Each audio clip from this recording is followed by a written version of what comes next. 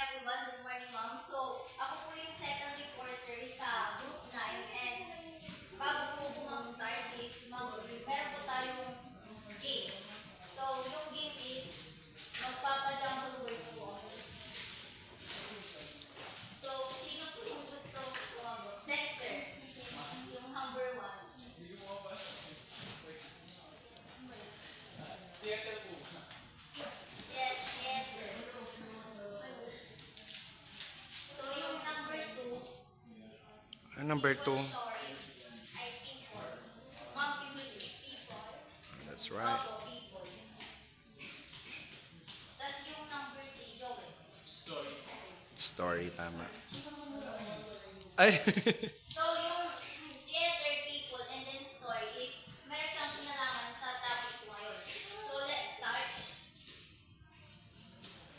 So, yung una is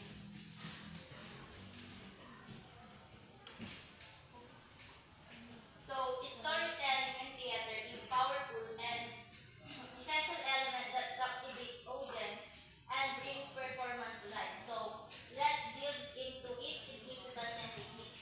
So, yung storytelling sa theater is isa siya sa mga nag-hook sa audience para makuha yung attention nila. Sabi nga dito is, yung story is powerful and essential element. So, pag yung nag-story or yung nagtitell ng story is magaling siya sa intonation, magaling siya sa tone, magaling siya sa paggamit ng voice niya is nakukuha niya yung attention ng isang audience.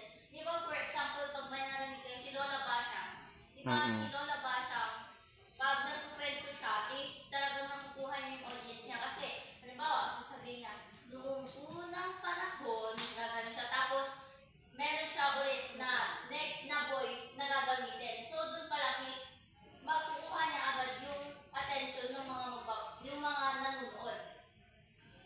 So, dito sa storytelling or sa storytelling sa theater is, meron siyang mga techniques. So, yung una is creating bridge or bridges. So, storytelling serves as bridge between the audience and the characters, allowing us to connect emotionally and intellectually.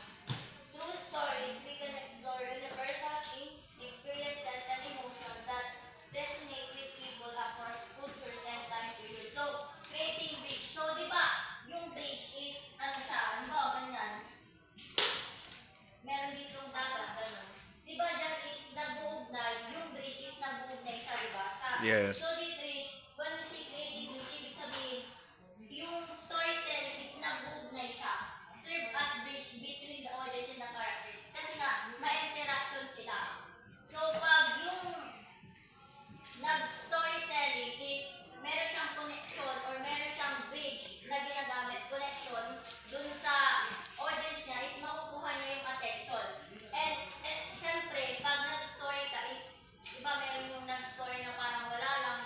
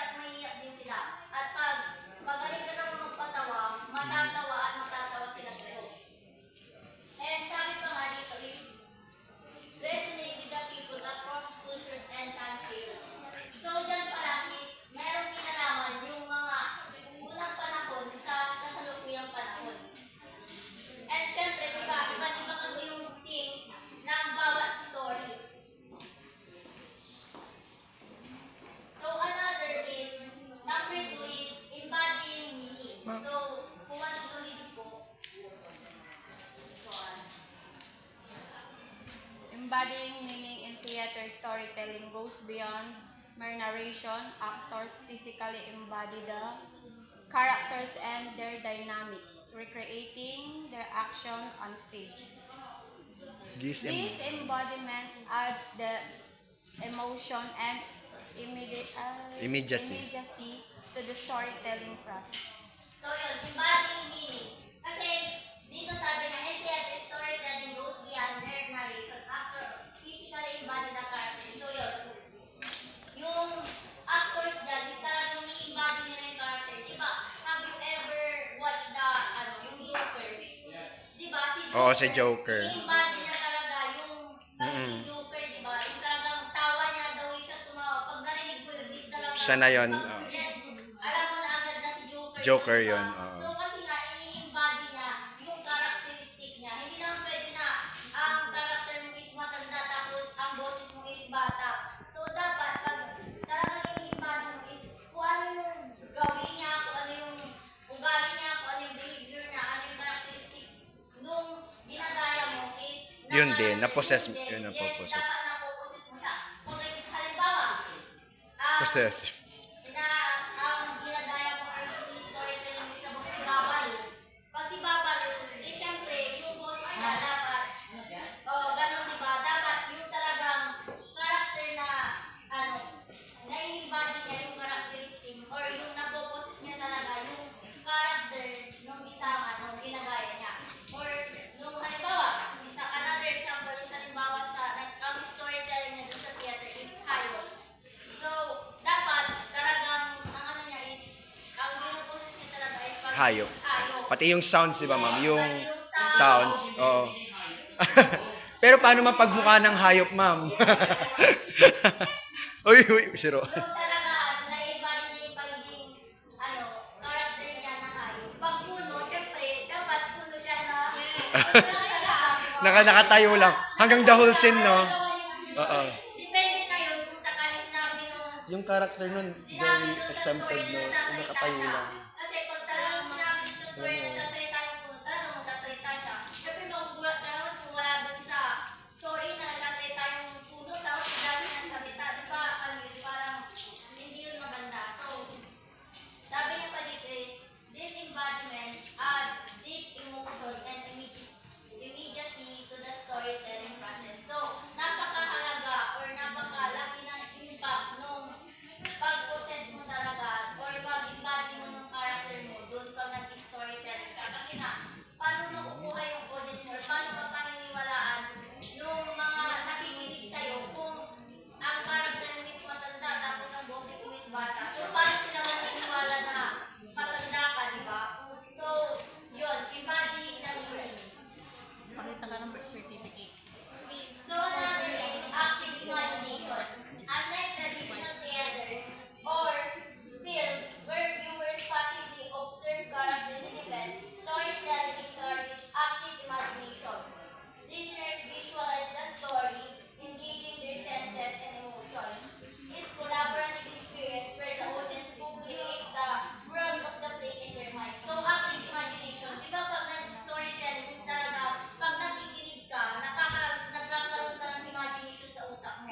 Kagaya ko, sinabi niya na, tumakbo yung rabbit. Pero totoo yun, Di ba? oo. Talagang maiisip mo sa utak mo na tumatakbo siya, ganun, tapos Ano lang, share ko lang, ma'am. Kasi nung high school ako, dito sa Roman Catholic, dito sa mismong cathedral, ay itong Ildefonso, meron kami naging activity dyan na lahat kami pinapikit.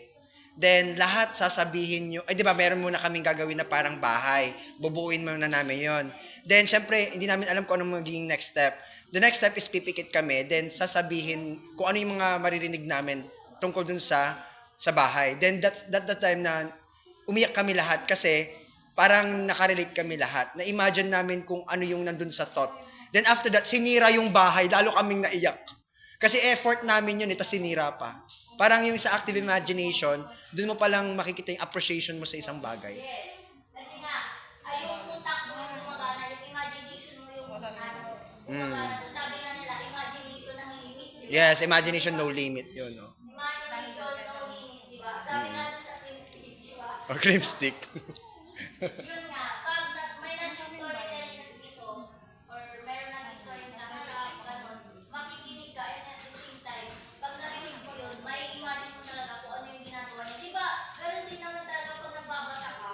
kahit Mm. hindi ka nag-storytelling, pag nababasa ka, nagiging active yung imagination mo. Kasi nga, naiisip mo kung ano yung nangyayari doon.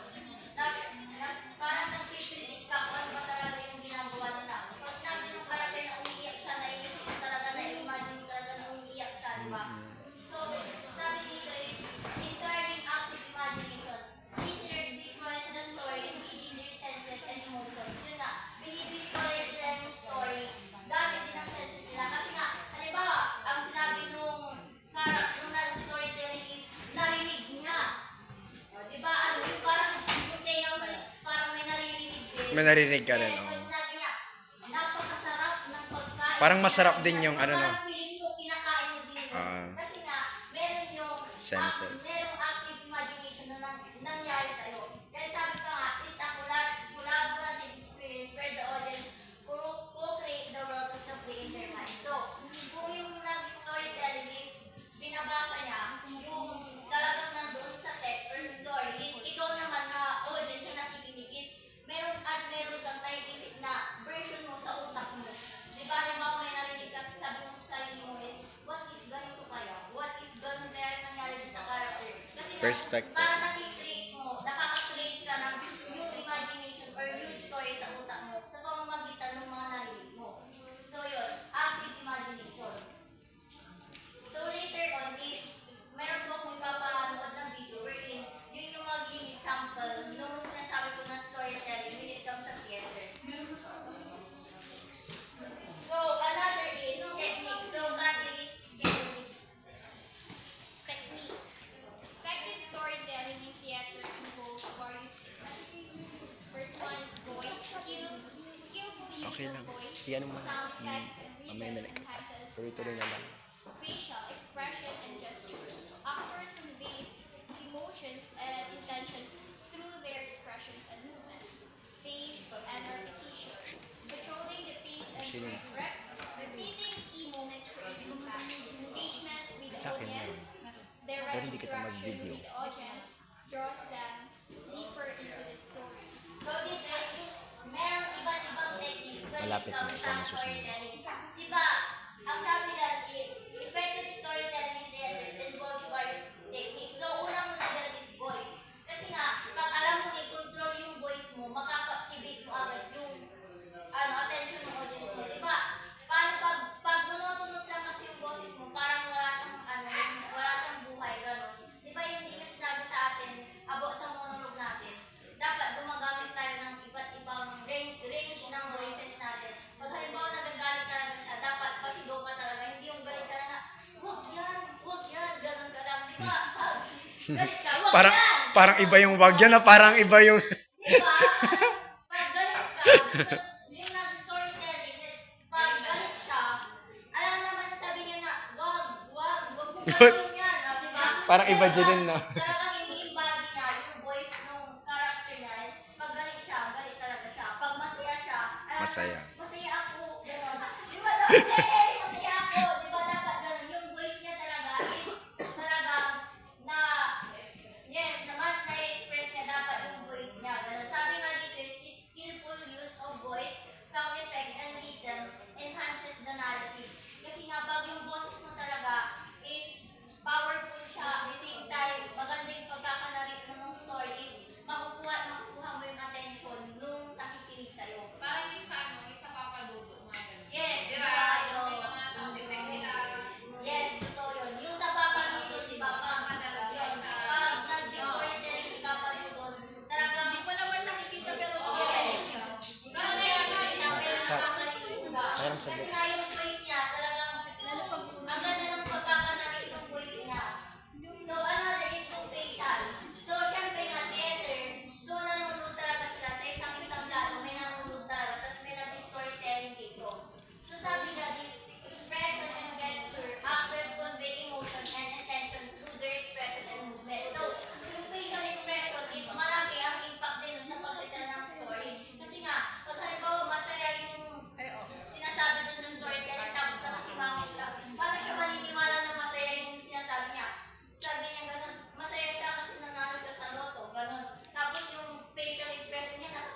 Tsaka ma'am, 'di ba, natural na kapag once na kung ano yung emotion na pinapakita mo or yung sinasabi mo, yun din yung lumalabas sa mukha mo eh. Yes, pero sometimes kasi meron talaga yung kahit na masaya yung story Ah. is hindi makikita sa expression mo. Yung talagang minsan hindi mo siya nararamdaman. Naalala ko kasi before nung nag-storytelling kami about sa way back senior high school ako. And yes, mataas yung grades ko, pero ang isa sa mga naibato sa akin na comments or feedback nung critic ko is daw yung facial expression ko. Hindi siya parang hindi ko siya talagang nai-embody. Kasi nga meron sometimes meron yung words na hindi mo na Hindi mo na. hindi mo nabibigyang buhay, hindi mo nabibigyan ng facial expressions na yung sa sobrang kaba mo siguro, sa sobrang kaba, sa sobrang excitement mo, hindi mo siya na-embody yung facial expressions niya. So yun, napakahalaga rin yung facial expressions talaga. And at the same time, yung gesture, yung kamay. Kasi dapat tama din yung gestures mo. Sabi nga, wag mong gagawin din yung gaganon mo siya, puro mo siyang ganun. Kasi sometimes, yung meron siyang bad effect dun sa performance mo. Mas maganda na ganun yung kamay mo. Yung kamay, meron din siyang big impact sa pag-story. And another is yung pace and repetition. So, Pace. controlling the pace and repeating key moments create impact. So, kasi sa story, di ba, merong mga scenes na nauulit-ulit doon. So, yun nga, repetition. So, nakaka-create din yun kasi nga meron yung, pag inulit-ulit mo yung story is, nagkakaroon siya ng impact dun sa pag-storytelling mo. And another is yung engagement with the audience. Direct interaction with the audience draws them deeper into Ayan, pabalik. Oh, yan. into the story. Ang So, cute. diba, yung engagement of the audience, kasi nga, pag halimbawa nag-storytelling ka, dapat natatouch mo yung heart or natatouch mo yung mga audience mo. Kasi once na nag-storytelling ka and then hindi mo natatouch or parang mapapansin mo na bored sila dun sa story mo, gano'n. Tapos, wala silang pakialam dun sa story mo. So, parang useless kasi yun eh. Kasi kaya dapat meron kang engagement sa audience mo. Ano, nag-storytelling ka, lalaki dapat ka, gano'n ka, tapos matatouch mo yung mga attention nila. Isa yun sa mga best effective or techniques na gagamitin mo when it comes sa storytelling. So, yun lang yung topic ko. So, thank you for listening. Pero meron ako May papanood ni ma'am? Yes, ma'am. examples lang para maintindihan mo kung yung storytelling sa end. While preparing, please prepare Ma'am Joanne Huayno.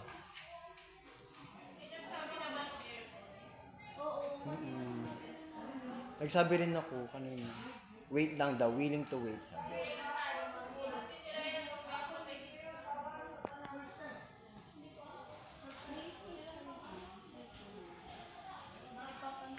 Okay.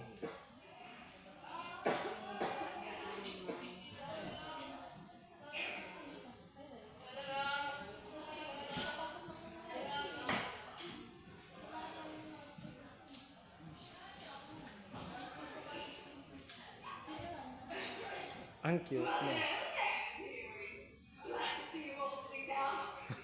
Ang cute.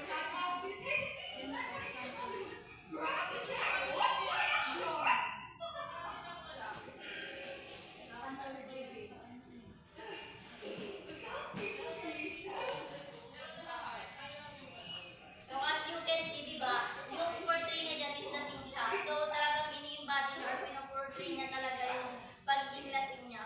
You know?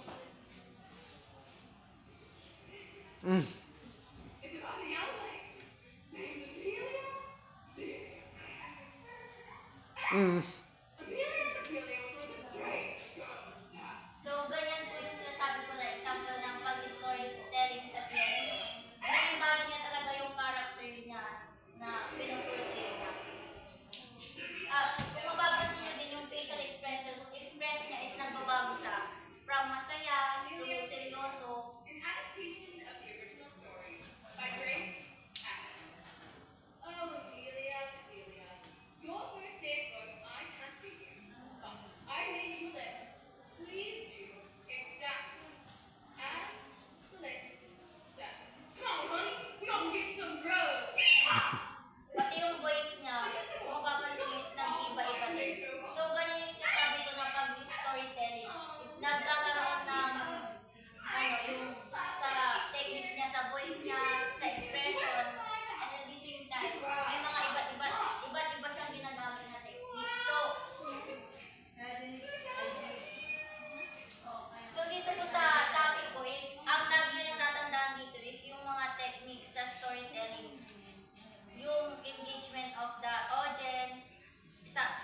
The sa voice.